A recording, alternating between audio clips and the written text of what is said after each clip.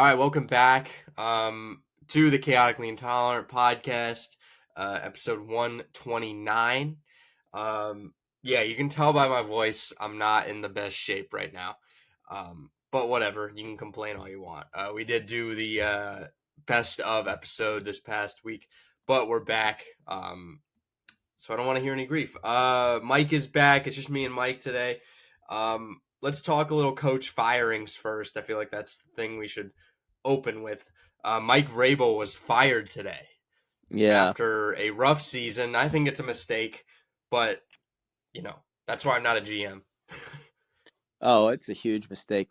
Tennessee's quietly been one of the, I think, I don't think they're a great franchise. I mean, they just haven't won a lot. I don't think their owners have been, the ownership has been very patient.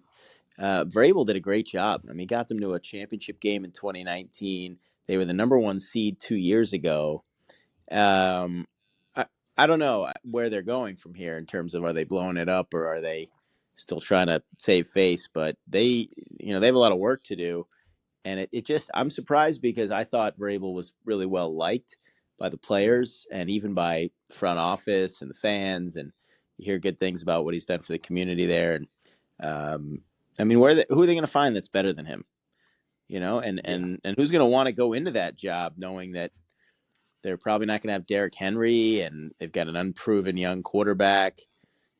It's no other offensive weapons. Like Tajay Spears is probably their best offensive weapon.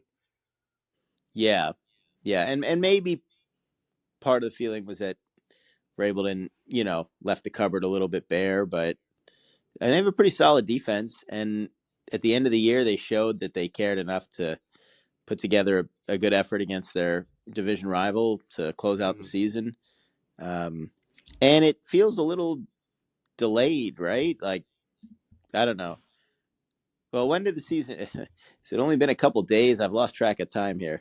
It's only been 2 days since it the feels season. Like it happened, because you're so used to it being like Black Monday, and then you're like, oh, okay, and then it feels like an eternity after that. It's only been 2 days. I've lost track of time. Somebody who couldn't wait on Black Monday at 12:02 a.m. Monday morning, the Atlanta Falcons released that they had fired Arthur Smith. Jim Harbaugh, national champion. They're saying that might be one of his places that he could go. I mean, Belichick could go there. There's a lot of possible coaching movement forthcoming this offseason. I mean, Atlanta had an unsightly end of the season, and then Arthur Smith screaming at Dennis Allen and about running up the score that didn't help his cause. So I think more and more every day about the Atlanta Falcons and the fact that team is not a perennial contender right now, even with their quarterback situation, who Taylor Heineke, I think, is objectively the better quarterback anyways. He's not great. He's not a great quarterback, but when he's playing well, he'll compete with Tom Brady in a wild card game. But it just doesn't make much sense to me how that Falcon team wasn't able to be much better. I mean, you have Bijan Robinson, Drake London, and Kyle Pitts on the same roster, and you can't do anything with them. I mean, and a great defense. Like, how many teams can say we have like a superstar running back, superstar tight end, superstar wide receiver, a pretty damn good defense, and we went 8-9, 8-9, maybe 7-10, something like that. Yeah. That's baffling to me. I don't know how he hasn't lost his job earlier, based on even last year. They had great talent and couldn't do anything. Yeah, I don't know. Arthur Smith felt like a random coach to begin with, and feels like his dad's the CEO of FedEx. Like, oh, really? Yeah. Oh, you didn't know about that? Yeah, he's fine after he gets fired. He's just gonna go back to dad's house. Well, Arthur Blank, CEO of at Home Depot, right? Let's see. Yeah, the co-founder of Home Depot. Yeah. That's the dream. That's the American dream. Build a company and then buy a football team. Well, maybe that's why you like Arthur Arthur Smith. They've had a lot of. They had Mike Smith back in the day. He came from being a coordinator on an AFC South team. I think that's where Arthur came from, Tennessee, didn't he? Maybe that's why Mike Vrabel got fired. No, Arthur I Smith. think so. Yeah. Yeah. And then the final firing, Ron Rivera. This one was very expected. Just Riverboat Ron. It was time to go. He was there. He must have been there 6-7 years now. It was just time. It's Washington wants the new owner wants a winner. He doesn't want to watch them flounder and maybe win the division every once in a while. He wants to compete. So not a shocker. I get that one, but I also don't think that all coaching firings are created equal. And like you just said, Atlanta wasted a lot of talent, and that falls a lot more on coaching. Washington gave Ron Rivera nothing. In fact, he was, having to navigate through choppy waters of just a god awful franchise. Now, granted, Josh Harris only took over the team this past year, but the mess that Dan Snyder left. I mean, is prime Bill Belichick going to take that team any further than Ron Rivera did? So I understand it. They want a new voice going forward, but also, what the heck can Ron Rivera do? And defense was terrible, and Jack Del Rio got fired earlier, and would they lose their last 9 games? I think they were 4-4 at one point, actually. After They were. beat, I think they were or thinking 4-5 playoffs. maybe. Yeah, I mean they beat New England. I remember, in like November, and they were the record. I want to say 4-4, maybe 4-5, and then they lost out. So pretty ugly. But not unexpected. And Ron Rivera's been through it before. He took Carolina to Super Bowl. They were 15-1, and then how long until he got fired by Carolina? 3-4 years, right? It really is. Yeah. What have you done for me lately in the NFL? As Mike They Vrabel just found out. they lost 8 straight after beating the Patriots. So they're 4-5. Yeah. They were meh. They started 2-0, and it was big. It was crazy to think that the Commanders could be 2-0, and then they Well, I lost beat three Arizona and straight. Denver. Yeah. And they lost 3 straight. Beat the Falcons, so then you're 3-3.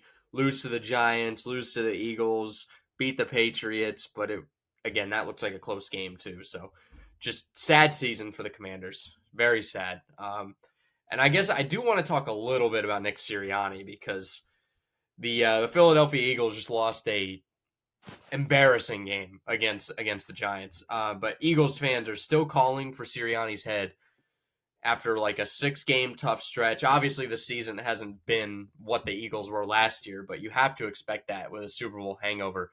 But if we're gonna fire every coach that has a Super Bowl hangover, I mean, fucking fire almost every single coach. Fire Sean McVay. That was the worst Super Bowl hangover of all time, and he didn't get fired. And look at where they're at now. Give the guy a chance. And I hate Nick Sirianni, but give him a shot. Yeah, I don't understand the obsession with firing coaches. It's not like it hasn't been going on for ages, but we live in a world now where think about it, with like smartphones and the ability to swipe for everything, and you're always looking for the next best thing, and it feels like that with coaches. I mean, they say with a new coach you have to give them 3 years, 3-year plan. Kyle Shanahan, his first 2 years were pretty terrible. Now, the second year they lost Yeah. Garoppolo for the season. They brought him over in 2017, and he's going into year 3 with I think 10 wins in his first 2 years. And the Niners said, "Hey, all right, well, 3-year plan. Let's see what you got." And sure enough, they go 13-3 and get to the Super Bowl. And I'm not saying that every coach is going to be able to do that, but I think about Dick Vermeil back in the day. I mean, the Rams were god awful 97 and 98. Now they struck gold with Kurt Warner. But then, they went on and won the Super Bowl. You got to, and then Houston, and then I actually flipped on TV. They got Inside the NFL here, and they're showing Houston. It's just funny that Houston had been one and done with its head coaches the past 2 years, understandably, I guess. But who's to say if they go, 5-12 next year, that D'Amico Ryans isn't suddenly on the hot seat? Right? Yeah. It's just crazy. It's embarrassing that these teams. You gotta. you got to let a coach. I mean, if you're going to hire somebody, really invest in them. I mean, don't just, Mm-hmm. Belichick's first year in New England, awful, 5-11. Yeah, again, luck. They probably didn't know what they were going to have with Brady, but you have to give it a chance. And and obviously in Ron Rivera's case, he got a fair shot, and that's why that firing's understandable.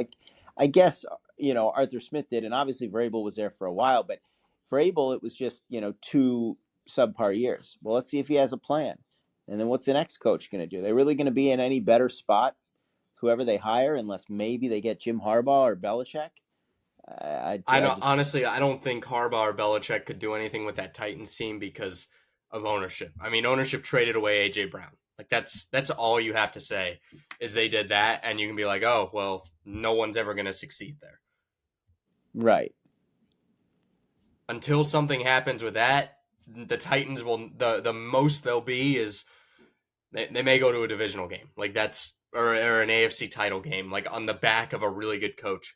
But I don't see them ever winning an AFC title game. Like that's just won't happen with the current group that's there. That something needs to change over there. And I hate the Titans, but like that's their plan. First thing, change how you're doing things. That's it. Right. Um, let's go to the games. I don't want to spend too much time on this. Don't want to be talking about another man's job, you know. But Steelers Ravens. The Steelers somehow, some way, we felt they were dead. I still think they're the grossest team to ever, almost the grossest team ever to make the playoffs. But the Steelers squeaked their way in. They beat the Ravens 17-10. I mean, this is nobody wants to see the Steelers in. Nobody. Unless you're a Steelers fan, and even Steelers fans say, whatever. I would rather see the Bengals, honestly, with Jake Browning. I would rather see them in this game. The Steelers getting in is a travesty. I could blame a couple things. Blame 17 games, because if 16 and six playoff teams for that matter, Pittsburgh wouldn't be in. But you give this team enough time, they're cockroaches. They just won't die, right? Tomlin never has a losing season, but they're not good. And to me, they waste a playoff spot more than even. Yeah, I mean, Jacksonville wasn't going to do anything, clearly, the way they played. Honestly, your Colts, you never know. You never know if a team that, like, think about, Yeah. I mean, I know they're NFC, but the Bears, for example, played a lot better down the stretch. You almost feel like if you put the Bears in, and granted they won 7 games, that maybe they could have a shot at least to win one game with, Justin Fields or what have you. But it feels like the Steelers are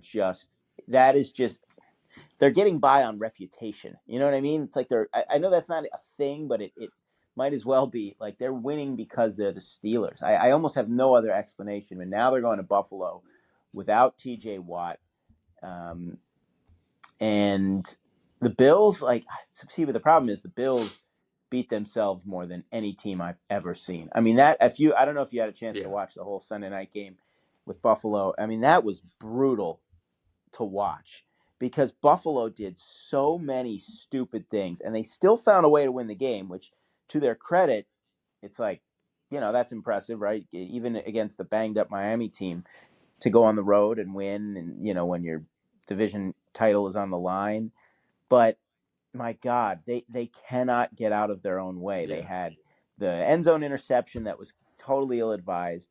Then they had that ridiculous play at the end of the half where they were tackled on the half-yard line with no timeouts. Then I made a joke. I was watching with my dad, and it was 3rd and 10, and the Bills were down 14-7. And I said, if Buffalo gets a field goal here, that's a win for Buffalo. Normally you say if Buffalo only gets a field goal here, that's a win for Miami. I said, no, if the Bills find a way to just get points on this drive, given the way the night's gone, next play, sack, strip, fumble, Bills turn it over. And if not for a punt return, what was the guy's name that ran that back 96 yards? I can't think of his name off the top of my head. But he had a big punt return, and then they had basically one drive, and then they couldn't get a 4th down to close out the game when they needed a yard. I mean, they got like 12 yards on 3rd and 13, but then when they needed a yard, they couldn't get it.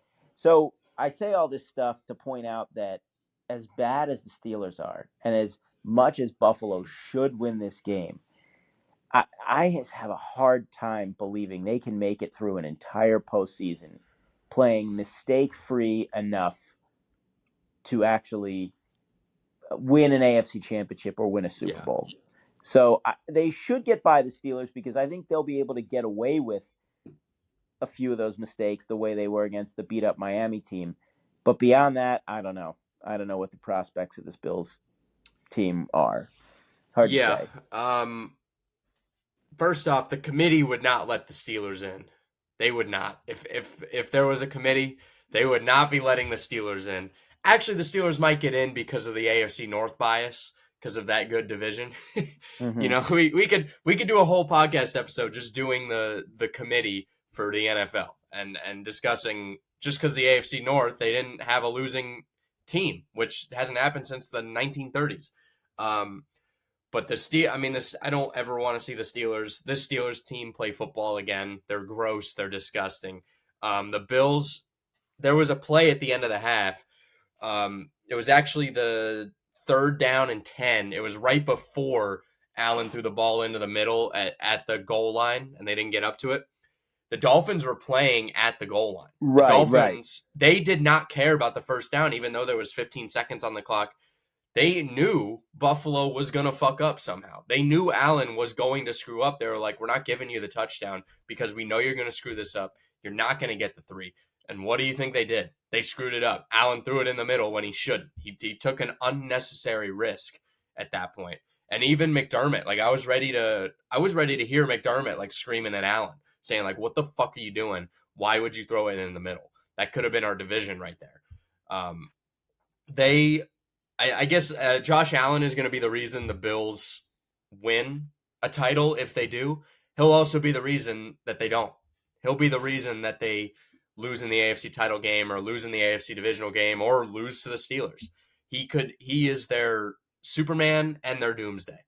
And which is crazy to say, but that's what a gunslinger is. He can That was what Andrew Luck was.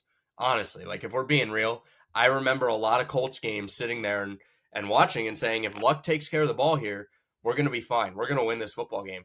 But if Luck can't take care of the football, our defense is not good enough to stop him. We can't give away free downs. Like obviously our defense was a bigger issue, but your gunslinger quarterback, if he throws a lot of interceptions, and Luck did throw a good amount of interceptions, that can drown you very quickly. And Buffalo, I mean, I don't know what to think about. I don't know how Buffalo fans are feeling about this, because on one hand you're on this run, you're going in, you're hot, but this is also like one of the hottest teams that I've seen with the most flaws, I guess. If you know what I mean. Like they are playing some of the best football in the league right now, but their flaws are glaring still, even though they're playing good. Right, exactly. I think that the talent discrepancy is large enough that they will win this game. Yeah. But beyond that, I mean, I'd like to think they can beat the Chiefs because they'll finally, if they win and Kansas City wins, they'll finally get a chance to play them at home in the postseason. That's Which, true. they've had to go to Arrowhead. The last 5 meetings have been at Arrowhead. Jesus. And they haven't played Mahomes in front of fans. Mahomes has never actually played a game in Buffalo in front of fans. So he's never played a road playoff game either. But I don't know. Like I wouldn't want to, chance that from the Bills that, I can play this kind of loosey goosey, untrustworthy brand of football. And it might, I think last year was a good kind of example of what the Bills were, and what we fear they still are. They had this kind of back and forth high scoring game against what's the guy's name that started, Skylar Thompson? Is that his name, for Miami last Yeah, year? yeah, it was And it was Skylar like Thompson. 34-31. And Buffalo, I think they fumbled for a touchdown, and it was just they just continued to play like a stupid football team. And yet they won the game, and then they were home the next week, and I drank the Kool-Aid, and I thought, oh, Damar Hamlin's going to be in the house, and they're going to play Cincy, and they're going to show that they could beat him, even though they were losing when he had his incident, and they got pounded. They got pounded in that game, and I don't know if it was the emotion or just the fact that they weren't that good, but the Bengals just took it to them. And I wonder if the same thing could happen even if they advance past the Steelers, would the Chiefs just do the same thing to them? If it's the Chiefs. Now, if things break right for Buffalo, maybe they win and then they face like Houston or something. But yeah. I don't know. I just don't know how far the Bills can go. I want to think this year is different for them, but I still haven't seen it. Yeah. Speaking of Houston, the Houston Yes. Texans defeated the Indianapolis Colts 23-19 on Saturday night. I was already sick watching this game, and I actually got worse the very next day. I think my body was I had 100-degree fever the next day. I didn't have a fever that night. I think my body literally rejected the fact that the Colts lost that game. I honestly, I was going into that. I was like, we already beat them earlier in the year in Houston. This just feels like the Texans are going to win this game because it's a divisional matchups. A lot of times they split, especially teams like this who are like so evenly matched. It's very rare that you see these two evenly matched teams, like one sweeps the other. And especially, you have CJ Stroud coming back from injury. And then they started off with that deep ball. I was cussing out Gus Bradley. And there are some people who defend cover 3 in that situation. Anytime you're dropping your guys back and you're sending 4 against a rookie quarterback, I don't care how good he is, and especially you're putting your corner in man coverage. And I think it was blown coverage by the safety, because you see the safety. Obviously, I can't bring up the all 22 right now, but the safety drops. I think it was to Houston's sideline. He doesn't even pay attention to Nico Collins streaking down the middle of the field. And our safety's getting burnt. Of course, CJ Stroud's going to hit him. You call cover 3 because it's going to help the defensive line, right? You're only sending 4 because you're going to have a guy back there and help with coverage. But then you get burnt on the very first play of the game for a 75-yard touchdown. Where is the logic here? Biggest game of the year. And Gus Bradley also will not be fired this offseason, to my dismay. But what can I even say about this game? People want to dance on the grave here. Jonathan Taylor looked great. He looked fantastic. I think the overall fight by the Colts was awesome to see. They didn't really let it get ugly. I kind of felt like they might let it get ugly. That's kind of what happened. Has happened in the past, but we're always a second half team, and it was actually kind of flipped up until that final drive. Or the game winning or the go ahead touchdown that Houston scored, where Houston was like great in the first half. We were anemic in the second half. And then we were anemic in the first half. In the second half, Houston was anemic. We were kind of running. But I don't know. I could talk about, I'll talk about the final drive. We got the ball with 6:20 left in the fourth quarter. We're down 6 points, which also Houston missing that field goal, frustrating, or that extra point was very frustrating, especially because, we could have won the game just on a touchdown and an extra point. You're down 6 with 6:20 left in the fourth. Personally, how I would go about it, and this is why I don't like Shane Steichen, I'm not going to assume I'm going to score a touchdown there. You don't want to assume you're going to go down and score a touchdown immediately. I want to go down. I'm going to run hurry up. I'm going to go as quickly as I possibly can. I'm going to get down there. I'm going to try and at least get into field goal range and then try and score a touchdown if necessary, right? Because you don't know what's going to happen next. You never know what's going to happen next. You want to give yourself as many opportunities as possible to win the football game. You could already tell based on like the first or second play he's doing, Steichen's going to run the clock out. He's like, this is it. Like, we're going to end the game here. So I was just screaming at the TV, please go in up tempo. Please go in up tempo. As they're going down the field, the Colts were moving the ball pretty well. Lotto just runs up the middle. 1st and 10, run. 2nd and 8, run again. 3rd and 2, they run it for a yard, don't get it. 3 straight runs outside of the red zone, which makes no sense to me. You're passing it okay. You're offensively, you're actually in somewhat of a good rhythm right now compared to the earlier parts of the game. The Colts call a tie. The 3rd and 2 at the Houston 16 was run with 1:48 in the fourth. We let that clock run down all the way to 1:08, 1:06 left in the fourth, and then we called the timeout. That makes no sense to me. Now you're at 4th and 1. Now you're like, okay, there's a realistic possibility that we do not pick this first down up. Like it is a very realistic possibility. So he still did the same thing he was trying to do. He never made an adjustment. He was decided. He was stubborn. He was decided. This is what we're doing. And you don't even send Jonathan Taylor out there on the final play. I mean, 4th and 1, you send out your 4th string back. I understand if he's hurt. If he was hurt, he was hurt earlier in the game, but he was running pretty damn fine, I would say, earlier in the drive. And I've heard some people like justify it by saying that they didn't want Taylor in because they didn't want the defense to key in on Taylor. Well, I'm going to tell you something. The Ravens wouldn't have Lamar Jackson in the game on 4th and 1 if they didn't want the defense to key in on Lamar Jackson. They wouldn't. Right. The Dolphins wouldn't have Tyreek Hill in the game on 4th and 1 if they didn't want the other team to key in on Tyreek Hill. But guess what? You're paying Jonathan Taylor $46 million. The Ravens are paying Lamar $200-something million. Tyreek Hill's getting probably over 100. I don't know how much Tyreek is getting. They're in the game for a reason because they get keyed in on every single play. It does not matter. That is the worst excuse I've ever heard, that they'll key in on him. You're paying him for that, and he is a fantastic back for that reason, that he's always keyed in on. He has to be in the game.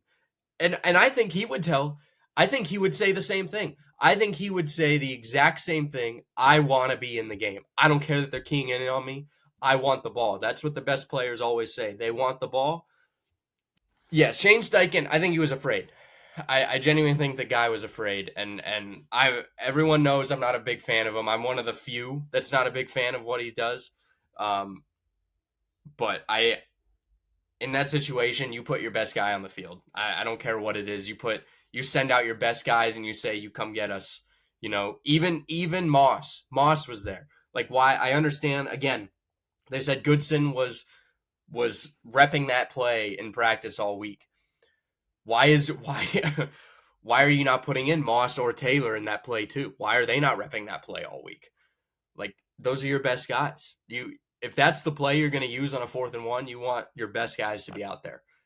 And it's very simple to me. I don't understand why that even happened. But for the Colts, I'll say this about the Colts. As much as I've given shit to Steichen, this was a fantastic year. I expected us to win max, like best case scenario, 7 games. That was like our best case scenario, but we were 1 win away from winning the AFC South. So that's a fantastic year. I'd say the future is pretty bright as long as they keep Richardson healthy and be smart with him.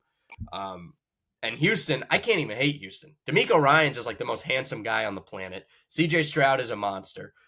He even admitted that Indy is not a weak city, that he said it was the loudest stadium he's ever played in, including college, which that bodes pretty well for the city. So I'm really excited for what Houston can do. I really wish they didn't play Cleveland because I want Cleveland to win their game. But I'm probably going to root for Cleveland just because overall I should root against Houston. But I'm really happy for Houston and to see them put together the season that they have. All right, my rant is done. You can, if you have any thoughts on Houston or the Colts, you can give them. Well, let's. Yeah, I lost you there for a sec, but how about this Houston team? Do you see them making any noise in the playoffs? Let's take a look at Cleveland, Houston. Yeah, Cleveland's gonna be tough, man. Their defense is a monster. I feel like CJ Stroud is never out of it though.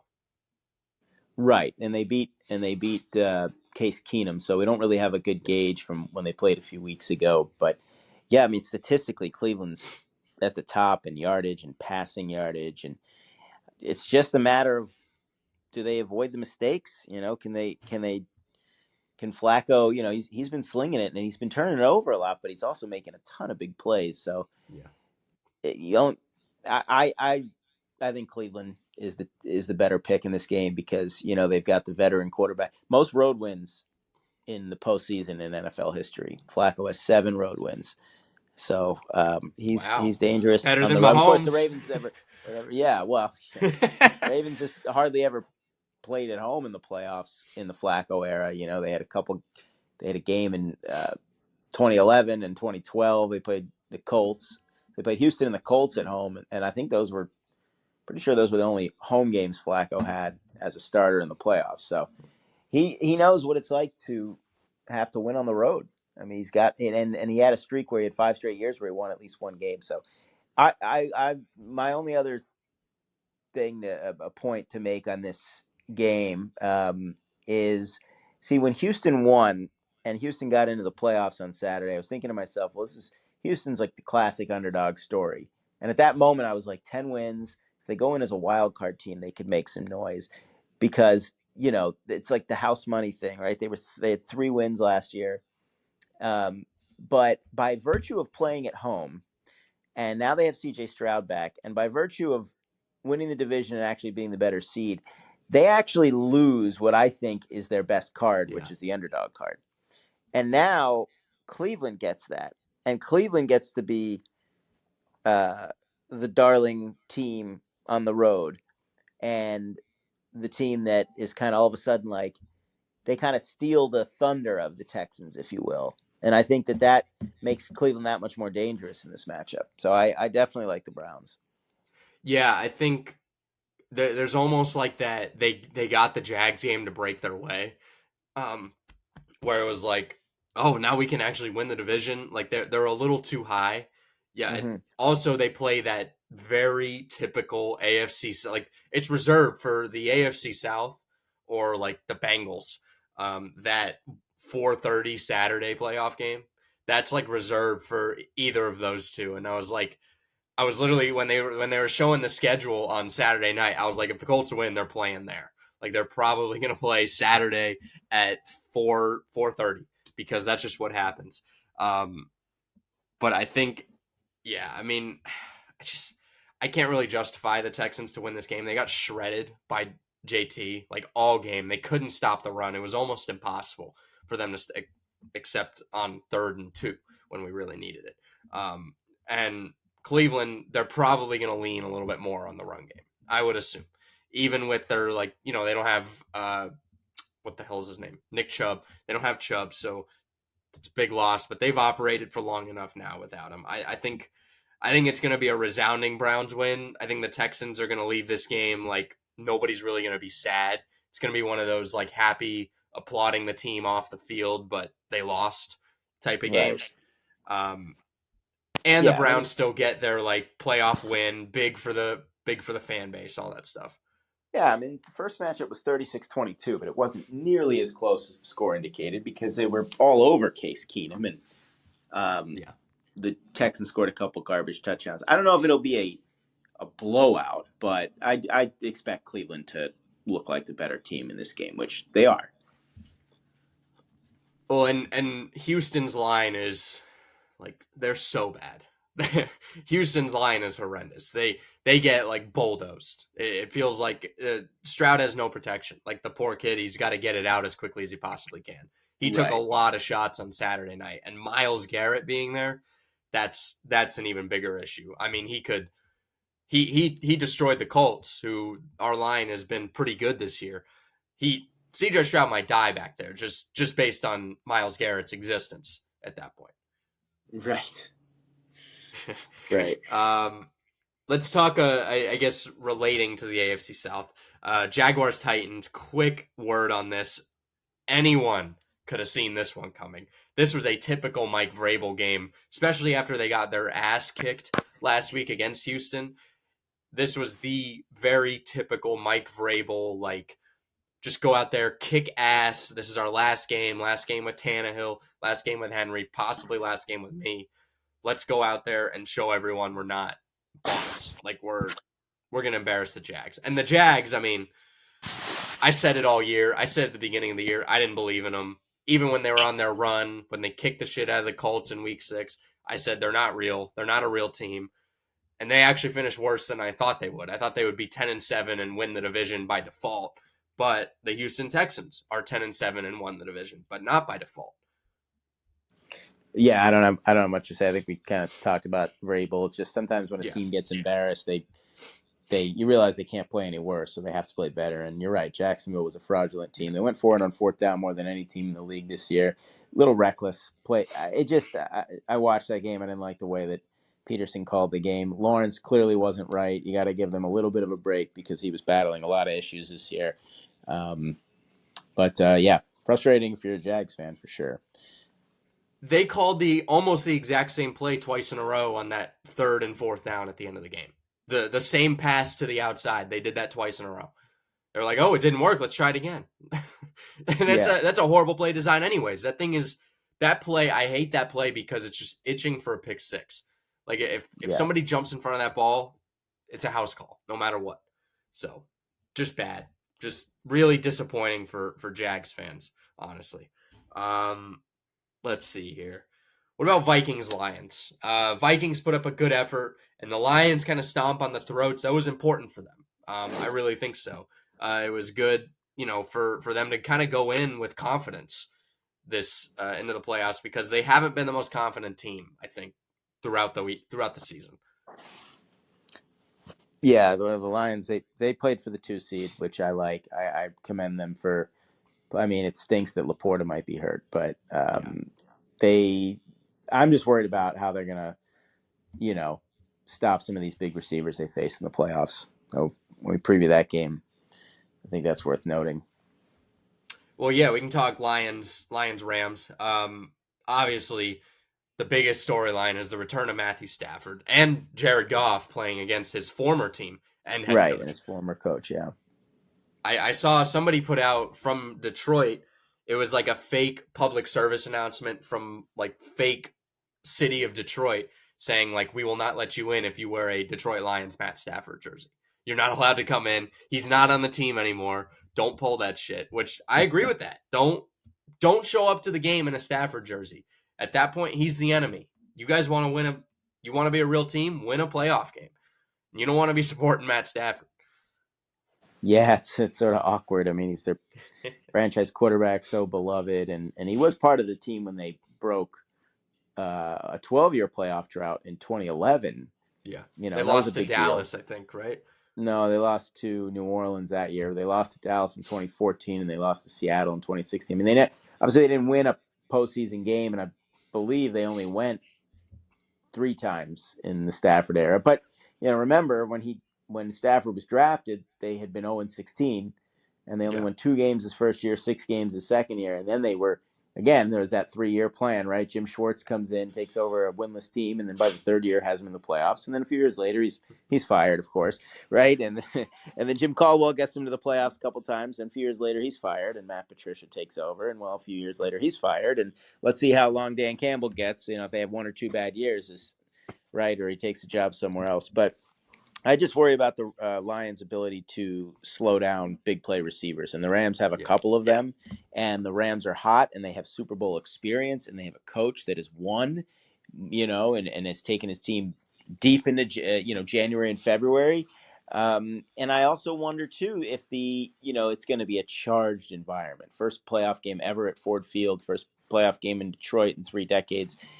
But is that going to be too much? And is it going to potentially backfire at all on Detroit? And if it, is it going to be more palpable tension if they get behind? And I don't know. I mean, there's a part of me that thinks I could see like Detroit just being all over Stafford. There's that on one hand, and then there's the other part of me that's like, I don't know, the Rams just quietly are ascending, and I don't know. I'm kind of torn on this game, but I'm still leaning towards the Rams because of their experience and because it suddenly feels like there is pressure on Detroit. If Detroit was this like plucky road team in this matchup, same thing like with that Houston situation. It might actually work against them that they're home. Yeah. All right, let's move on from this one. Jets Pats. Just a quick note on this. This game mattered to nobody, but snow game, so that was fun. And Bill Belichick he looked really sad in his scuba gear that he had. only could see his eyes. And I also found out he loves Harry Potter, which is hilarious. I can't imagine Bill Belichick curling up with that big ass Harry Potter book one night. That just makes me laugh. Didn't know that. I know that the Pats lost to the Jets for the first time since 2015. Yeah. That overtime game where I think Matt Slater didn't know if they were supposed to defer or take the ball. So that's kind of a. I thought if anything, maybe it'd be fitting if Belichick beat the Jets one more time before he left. You know, the former HCNYJ, the card that he wrote when he resigned. Um, yeah, I don't know. There's not much to say. It was an ugly game in ugly conditions, and now really the only thing that that game will be a footnote potentially is Belichick's last game as Patriots head coach. So It we'll is wait and see. hilarious to me that it's the most Jets thing in the world that they finally beat the Patriots especially in Foxborough, but it actually hurts their draft position and it Right. helps the Patriots draft position a little bit more. So that just makes me laugh, makes me smile a little bit. And I'll say this: keep Robert Saleh. He said two. Right. This is the second year. He's won 7 Yeah, games, both years with just literally no quarterback, almost no offensive line. But they beat a few good teams this year. They beat the yeah. Bills on opening night. They beat the Eagles. They pounded the Texans. The Almost Jets. beat Kansas City. They were hanging in there. Right, right. They chipped away in that game. I mean, they got hammered by the Dolphins a couple times, and you expect, if you're 7-10, there's going to be some down moments. But they had a few solid wins, and they generally looked competent. They just looked overmatched. And again, it's the same thing I was saying before, where it doesn't feel like it's a coaching problem. It's a quarterback problem, and obviously they never got to see what life would have been like with Aaron Rodgers, and he's under contract one more year. So if he comes back, I think that's giving Salah a fair shake, giving him 3 years and at least 1 year with a legit quarterback. But I like the job he's done. I like the attitude the Jets have. They're just not good, but they play hard. I'll give them that. Um, Bucks, Panthers, and then Falcons, Saints. The Bucks clinched the division they whomped the Panthers 9-0 in this game. No extra Yeah, innings. right. The Rays defeat. What is there? Is there Carolina? There's no Carolina Major League Baseball team. I'm sure there's a Well, Carolina Charlotte is the minor league home, I think, or Durham or whatever. So Rays. Durham. Yeah. Funny enough, the The Rays minor league. So Oh, well, the uh, Rays played an exhibition against their own minor league team, the Durham Bulls, and they that's about defeated what the them score would be. Yeah, that right. 9-0. Well, the Panthers got shut out their last 2 games, but the game before that they put up 30 on Green Bay, which is why people Yeah. probably think Green Bay has no chance against Dallas. But the Panthers just what a horrible season. I mean, all the way from their owner to the coach being fired to the rookie quarterback just running for his life. The Bucks, I mean, we could segue in a second to Eagles Bucks. I mean, last 2 weeks they have not looked good. They looked great for 4 weeks. Baker Mayfield was setting the world on fire, and then they had that letdown against the Saints, and then they did what they had to do there. I like their defense. Defense is pretty good. If they need to run the ball and play defense, their best path forward as far as uh, you know playoff success is old school football. Pound it Yeah. and run it and play well on defense and be opportunistic with your passing plays. So, but look, the mark of a good team is winning when you have to win, and they had to win. There was no margin for error. The Bucks weren't going to get in if they lost, and they did what they had to do. It was ugly. I mean, they got a break. Carolina, Antoine Winfield forced a fumble right at the goal line, and that ended up being basically the difference in the game. And it summed up Carolina's season. It's the second time, by the way, in the Panthers' history that they've lost 15 in a season. They had that 1-15 season where they won opening day in 01 and then lost 15 straight, and now this debacle. And not much to say on that. I'll say in the other NFC South game, though, one team really came to play, New Orleans, and Atlanta did not. And you say what you want about Jameis Winston and what a jerk he was, putting that extra touchdown on at the end. But the Saints, if there's one team I might have looked at and said, you wonder if they might have been able to win a game in the playoffs. Would have probably been New Orleans. I don't know. I think Tampa still has it. Maybe I'm just biased because Tampa's more of a fun team, but I just feel like Tampa has a better shot right now, even though New Orleans looked better on Sunday. Well, yeah, I mean, both teams have quarterbacks that have at least played in the playoffs before. Yeah. And Mayfield's won. He won with Cleveland 3 years ago, and Carr. Trying to remember when because he didn't He play in lost to 2016, but he Burrow a lost couple years ago. to Burrow. Yeah, that's right. And and they actually had a chance. They were down at like the 10-yard line at the end of that game. So Yeah. I don't know. I mean, it was the Falcons suck basically, and the Panthers redefine the word suck. So there's not much to say, but I think we should talk playoff game here with the Bucs because they were in this same spot last year, Monday night at home in the 4-5 game, and just got the brakes beat off of them. And that was Tom Brady's last game. It's his first ever loss to the Dallas Cowboys. I mean, he just stuck around a year too long or 2 years too long, but He said he the was thinking Bucs. about it again. I wouldn't be surprised. Maybe it was fake, but he was thinking about it again, and I was like, "Fuck no, dude! You know what you looked like last time? I don't care about your offensive line. Go date models, man." 2020. I wrote a whole piece on all the perfect numbers that would have just been. He could have gone out on top the way only Tom Brady could, and he just had to stick around for a couple extra years. But anyway, it's a discussion for another day. But the difference is last year, you felt like Dallas. You had all the reason to pick Dallas because they hadn't won a road playoff game, and the Bucs looked horrible last year. I mean, Baker Mayfield improved the win total that Tom Brady said. You would never thought you'd be saying those words. That Baker Mayfield a year later would have a better, season, at least wins wise, than Tom Brady. But the Eagles, it's not just that they're struggling, because sometimes that doesn't tell the whole story. I mean, I think about the 2012 Ravens. They finished the season 1-4 after they started 9-2. But they won the one game they had to win their division, and it was kind of like, oh, the Ravens are still. But the Eagles, not only are they 1-5 in their last 6, they are getting physically manhandled by Yeah. bad teams. That's the difference. Is that if you watch, because we watched that Cardinals game, the yardage and the physicality was stunning. How It was much the Eagles embarrassing. got It pushed it around. really was. Exactly. And that pick 6 was the only reason the Eagles had the lead as long as they did. And then to go out on Sunday at the same time that the Cowboys play, I know that the Cowboys were almost certainly not going to lose to the Commanders. I get that. So maybe in a sense the Eagles treated it like a meaningless game. But to theoretically go out, because the Commanders did have a lead for a minute in that game. It was 10-7. But the Eagles were never in that game for a Yeah. second. And They it were was down just 24-0, I think, like to at start. halftime. Yeah, it would have been worse. I think Tyrod Taylor threw a pick in the end zone with a few seconds left before halftime. It would have been at least 27-0, if not 31-0. And then by then it was like, get Jalen Hurts out of here. Get, Yeah, it was AJ Brown's already out.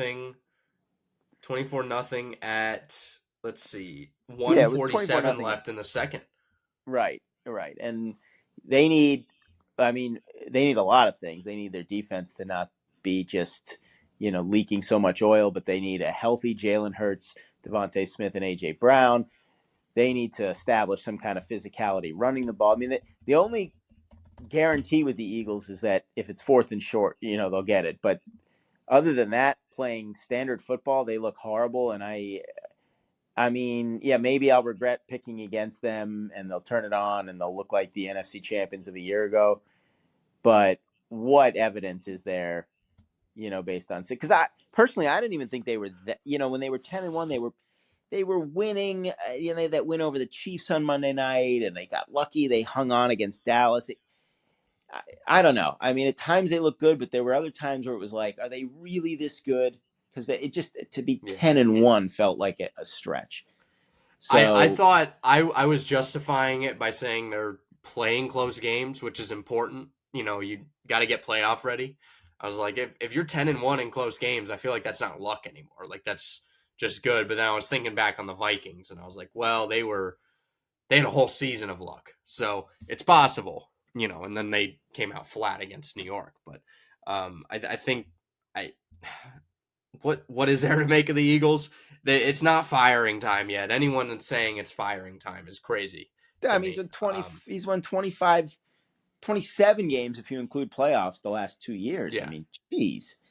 I would understand firing maybe the defensive coordinator because it's a new guy as well. It's not Jonathan Gannon. Well, yeah, the defense is just and the offensive coordinator. I mean, their play calling has been almost like uninspired, and that is Nick. From what I assume, Nick Sirianni is the offensive play caller, but it is just very uninspired to me. I would understand firing both coordinators and restarting, but firing the head coach, absolutely not. I will say, ever since that moment after the Kansas City game when Sirianni's walking in the tunnel and is screaming at the Chiefs fans, gloating, I think they're 2-5 since that moment. So he might want to dial back a little bit on his cockiness. Just a little bit. Bears-Packers. This was like the most Bears game ever. They were trying to be the Lions of last year. They were, they're going to come in, beat the rival. They've had like a really good stretch. They had an outside chance at the playoffs, and they could have knocked the Packers out, but the Bears are the Bears, and they didn't do it. Packers are going to the playoffs. They're going to pay the Cowboys, which every Cowboys fan is having PTSD from the Des Cauditt game when they saw the schedule come out. Well, and 2016, Dallas had the 1 seed in Green Bay winning that 3rd and 20 pass down the sideline to Cook, I think, and then that set up the game winner. So the first of all, I mean, I think this was more not so much indicative of maybe the Bears were fraudulent. I mean, look, they were hot and they kind of probably were due for a letdown game. They played well in the second half, but they just cannot beat the Packers. It's like mental. It's almost as bad. Now I'm guessing, I don't have it in front of me, but I'm guessing that's the first or maybe second longest winning streak of one division rival over another now that Jets Patriots is over. So I think there's just part of that whole Aaron Rodgers owning the Bears thing, right? I mean, people got on him for that.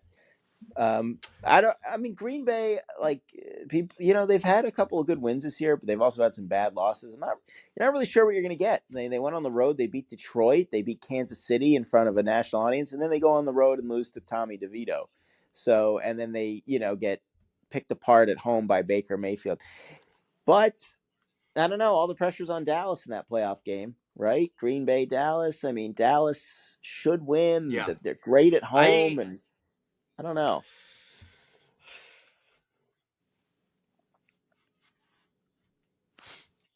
I think they're going to win. I really do think. I think this one feels a little different to me.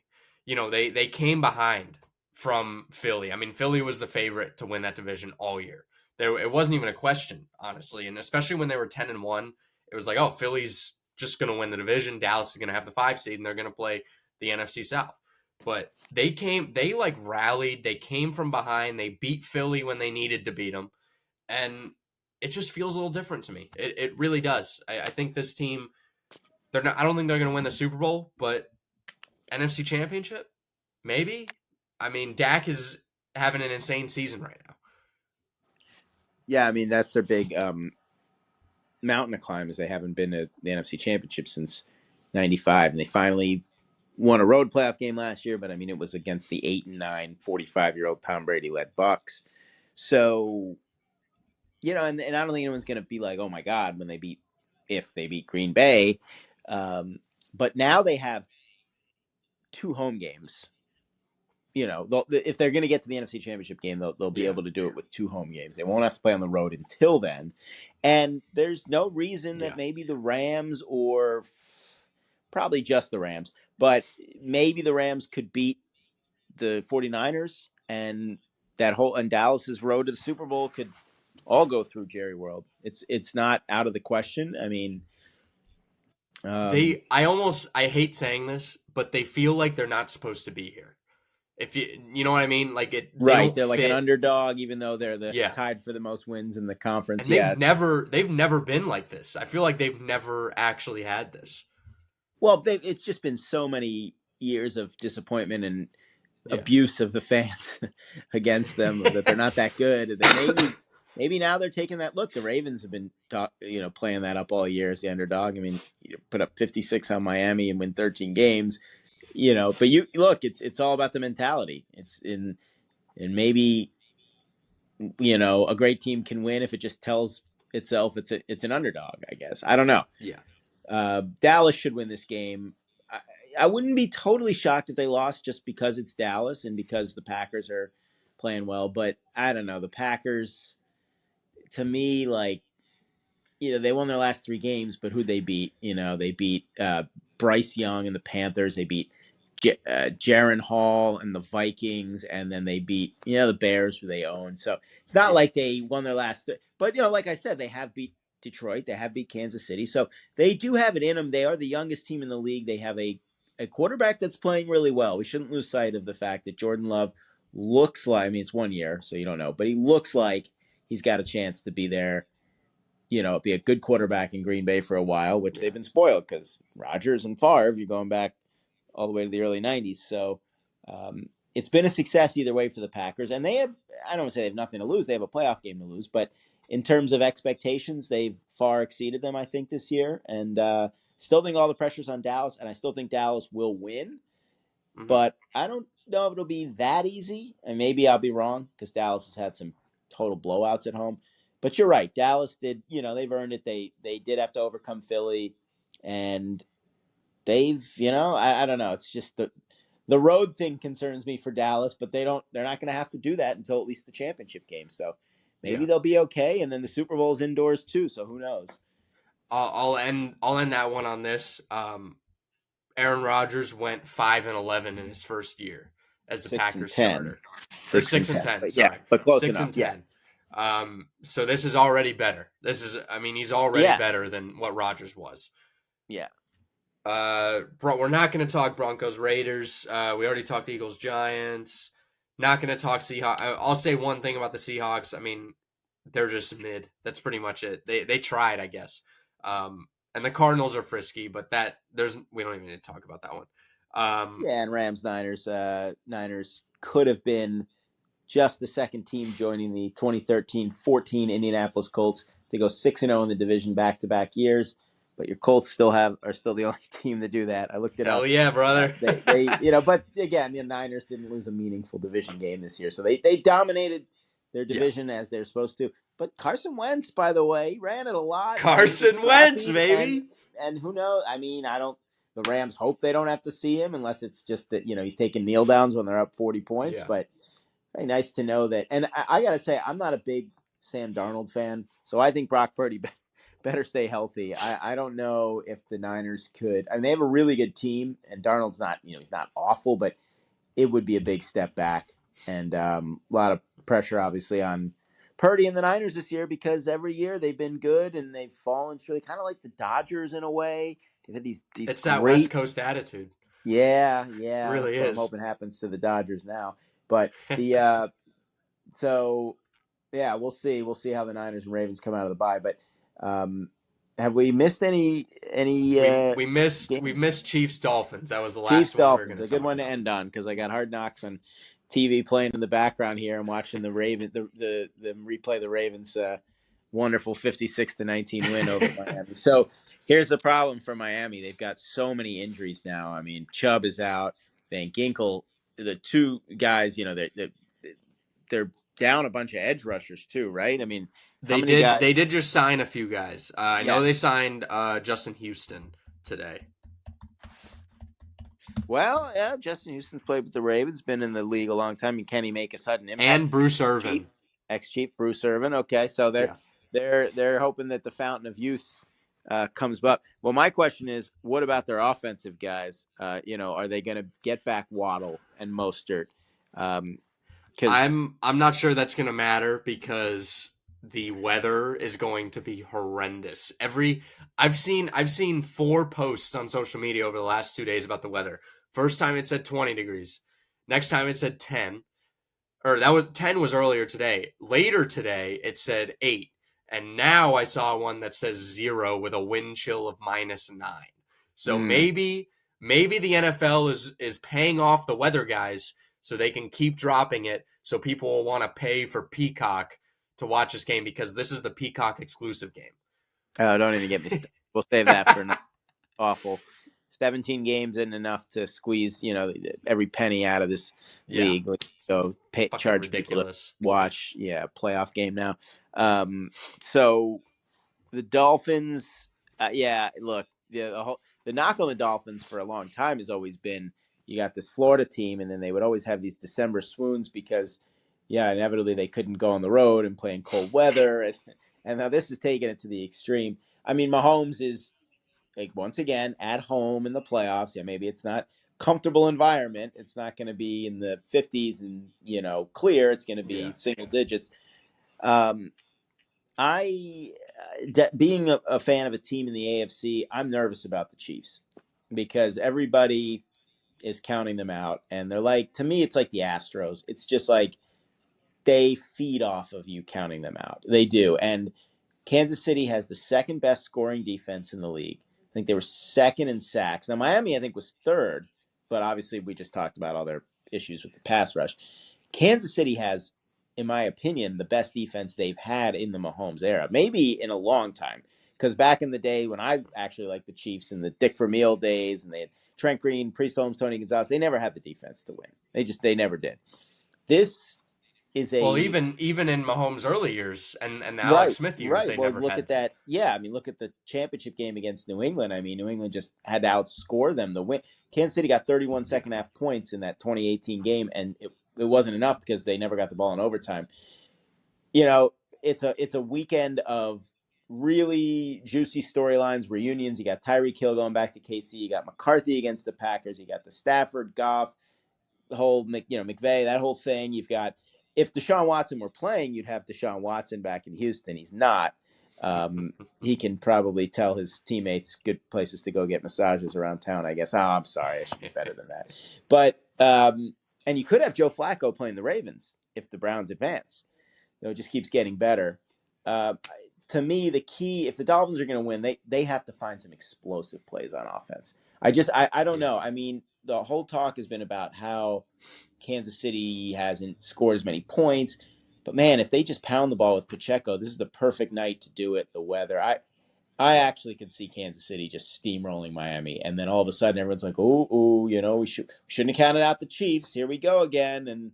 And who knows, if Buffalo loses, you blink, Kansas City could be hosting in the divisional round. And then if Baltimore loses, could Kansas City be hosting? I mean, I'm giving all the worst case scenarios, but could they be hosting a sixth straight AFC championship game? I guess what my point is, I just won't believe it, and I won't pick against them at all until they lose, and just hope that I'll be proven wrong. Yeah. Exactly. Yeah. And I think it's just the injuries piling up for Miami, but we also shouldn't totally sleep on Miami. They, for a lot of the year, look like potentially the best team. It's just been the same problem with them. They've just never seemed to show up. They're candy ass. They're a candy ass team. Exactly. That's what they are. Exactly. And now you got to go on the road. Especially the uniforms. Well, I always thought the teal uniforms, Carolina went to a couple Super Bowls with them, but Jacksonville and Miami, and it's also like, you said the West Coast thing, and then you got the Florida thing. I'm thinking just now, I mean, this is adversity, right? You've got tons of injuries. You got to go on the road and play in miserable weather to try to make something of a season that looked really promising. Because there were times when Miami, just a couple of weeks ago, we were talking about the Dolphins maybe having the number one seed. Had they won that game against the Ravens, I mean, they went into it with a chance. They were controlling their own destiny. And, they got completely embarrassed. And they played pretty well Sunday, all things considered, but couldn't seal the deal. Now they got to go on the road to Kansas City. It almost feels like this great season that the Dolphins had will feel so much the same as all these other seasons if they lose. But if they win, it will feel like one of the best seasons the Dolphins have had since the Marino era. The equation that I've come up for this is Kansas City, they don't have anybody they can catch right now. So they're going to have to run the ball. And you don't throw the ball as effectively as you do in the cold versus in the warmth. And Miami's defense has been shaky. They stop the run okay. They really do everything okay. Like their scoring defense has been good, but I feel like that's also kind of helped by a weaker schedule, I would say. I mean, they played the AFC East besides the Bills. Like those two teams are horrendous offensively. So the equation is really not on the Dolphins side whatsoever. Kansas City's going to run the ball down their throat, and the Dolphins are going to try and run the ball down their throat, but speed is really hard to get in the cold and in the Right. snow. You cannot pick up a lot of speed in the cold and snow. You have to be fucking strong. Like you just have to be able to run guys over to win in the snow. Like Yeah. the LaShawn McCoy touchdown run against the Colts when he was playing for Buffalo. Do you remember that game, the snow game where the snow was up to their thighs? Was like 8-7 at one point or something? And I think the game finished at like 9-6 or something like that. It was I remember yeah. Vinatieri made a field goal to send it to overtime in the Oh, that's what it snow. was. I think they had Yeah, like gone for two, and it got called back, and then he had to kick, kind of like his famous kick, but it was an extra point, but he still yeah, made it. Yeah, it was a yeah. 10-7, right? Yeah, Or I do remember. 10-7, 10-6, but that game is like seared into my brain. Whenever I think of the cold, I think of that game. And I'm like, well, you can't throw the ball. You can't run the ball, or you can't like use speed. You're going to have to just run over guys and hope your blockers can clear a hole for you. I mean, Well, it's that's pure where rugby. that's where Isaiah Pacheco can be really Yeah. a big Hmm. time player this postseason for the Chiefs. Because think of it, they're at home in this game. It's going to be cold, and then they win. The likelihood is they go to Buffalo, and the weather's not going to be much better there. And Yeah. they could then go to Baltimore. I mean, they're going to need, especially with the plight of their receivers, they're going to need a ground and pound. And then the Dolphins are going to need Raheem Mostert back. They need that element that he brings them to have a chance to take some pressure off Tua, because they're going to get after Tua, man. The Dolphins got shut Yeah. out in the first half when these teams played in Germany before.